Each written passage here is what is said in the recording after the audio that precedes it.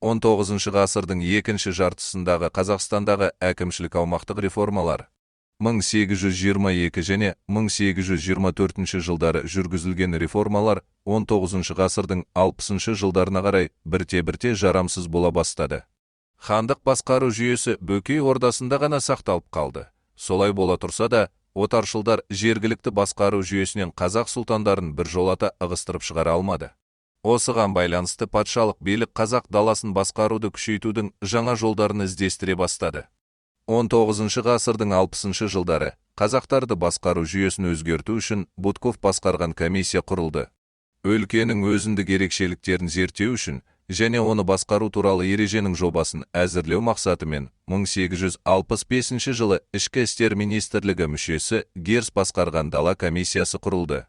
Оның құрамына ресейлік шенеуніктер мен офицерлер кірді. Жаңа ережені жасауға қазақ ақсүйектері қатыстырылмады. Реформаның түйінді жері әскери және азаматтық биліктің генерал-губернатордың қолында шоғырлануы болды. 1867 жылы 2 Александр Сырдария мен Жетісу облыстарын басқару туралы уақытша ережеге қол қойды. 1868 жылы Торғай, Орал, Ақмола және Семей облыстарын басқару туралы уақытша ереженің жобасында бекітті. Басқарудың жаңа ережесін 1869 жылдың мамырынан бастап енгізу көзделді. Әкімшілік реформаларды жүргізудің себептері.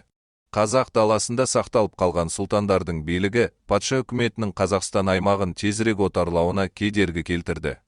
Сондықтан сұлтандар билігін жоюға тырысты. Ресей империясына қосымша қосылған аумақтарды әкімшілік жағынан қайта құру қажет болды. Ресей өнеркәсібіне арзан шикізат көздері мен жұмысшы күші қажет еді. Бірыңғай салық жүйесін енгізу талап етілді. Ресейдің еуропалық бөлігіндегі жер жоқ шаруаларды Қазақстан аумағына көшіру көзделді. 1867-1868 жылдардағы реформалар бүкіл Қазақстанды тұңғыш рет түгел қамтыды. Онда 3 генерал-губернаторлық әкімшілік құрылды. Жаңа реформа бойынша енгізілген әкімшілік басқару жүйесі әскери сипат алды. 1867-1868 жылдардағы реформа бойынша қазақ даласында Түркістан генерал-губернаторлығы, Орынбор генерал-губернаторлығы және Батыс Сібір генерал-губернаторлығы құрылды. Әрбір генерал-губернаторлық облыстарға бөлінді. Түркістан генерал-губернаторлығына Жетісу және Сырдария облыстары, Орынбор генерал-губернаторлығына Орал және Торғай облыстары, Батыс Сібір генерал-губернаторлығына Ақмола және Семей облыстары кірді. Бұрынғы Бөкей хандығының аумағы 1872 жылы Астрахан губерниясының құрамына енді. Маңғышлақ приставтығы 1870 жылы Кавказ әскери округінен бөлініп, кейінірек Закаспий округінің құрамына енді. Патша үкіметі облыстардың басына әскери губернаторлар тағайындады. Генерал-губернатордың қолында әскери билікте, азаматтық билікте болды. Олар сонымен қатар казак әскерлерінің атамандары болып есептелді. Түркістан генерал-губернаторлығы басшысының көрші мемлекетпен тікелей келіссөздер жүргізу құқығы болды. Әрбір облыс уездерге бөлінді. Уезді уез бастығы басқарды. Ол ресейлік шенеуніктер қатарынан сайланды. Уез 1000-2000, кейде 3000 үй кіретін болыстарға бөлінді. Әр болыс 100-200 үйден тұратын ауылдарға бөлінді. Әкімшілік басқарудың ең төменгі екі сатысында жергілікті ақсүйектерден іріктеліп алынатын болыстар мен ауыл старшындары тұрды.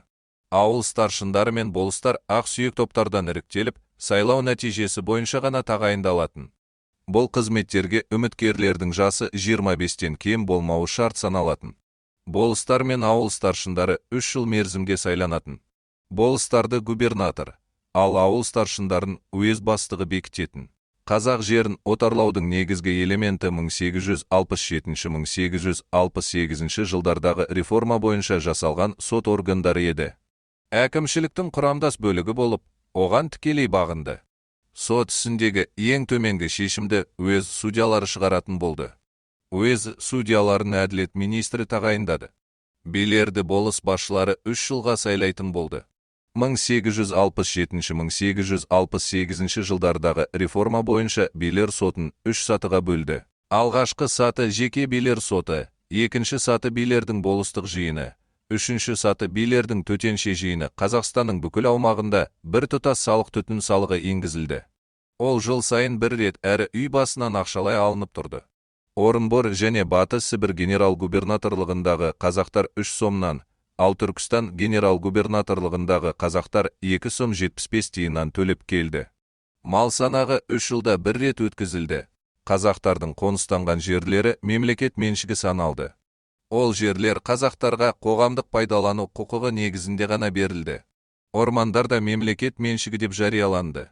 Қазақтарға жерлерін Ресейдің еуропалық бөлігінен қоныс аударып келген орыс шаруаларына белгілі бір мөлшерде жалға беруіне рұқсат етілді.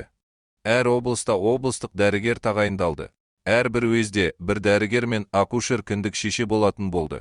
Уездік дәрігерге шешекке қарсы егу шараларын қамтамасыз ету міндеті жүктелді. Ол науқас адамдарға медициналық көмек көрсетіп, оларды дәрі-дәрмекпен тегін қамтамасыз етуі керек болды. Реформаның отаршылдық сипаты. Қазақстанның кеңбайтақ жері Ресейдің мемлекеттік меншігіне өтті. Құнарлы жерлер ішкі Ресейден қоныс аударып келген орыс шаруалары мен казактарға, шенеуніктерге үлестірілді. Патша үкіметі Қазақстанның табиғи бай ресурстарын барынша пайдаланды. Қазақтарға болыс және ауыл старшыны деген ең төменгі дәрежедегі қызметтер ғана тиді. Олардың уезд бастығы, әскери губернатор, генерал-губернатор сияқты жоғары лауазымды әкімшілік қызметтерге барар жолы заң жүзінде бір жола жабылды. Жаңа міндетті борыштар мен алым-салық түрлерінің еселеп енгізілуі қазақтардың материалдық жағдайын нашарлатып жіберді. Әртүрлі қажеттіліктерге жұмсау үшін қарашығын дейтін қосымша салық та салынды. Қарашығын алдын ала көзделмеген, төтенше шығындар жұмсауға тура келген жағдайда халықтан тез жинап алынатын салықтың түрі. Патша үкіметі қазақтардың ежелгі дәстүрлі қоғамын күйретті. Болыстар мен уездер құру кезінде рулық ерекшеліктер ескерілмеді. Дәстүрлі билер сотының құқықтары елеулі түрде қысқартылды.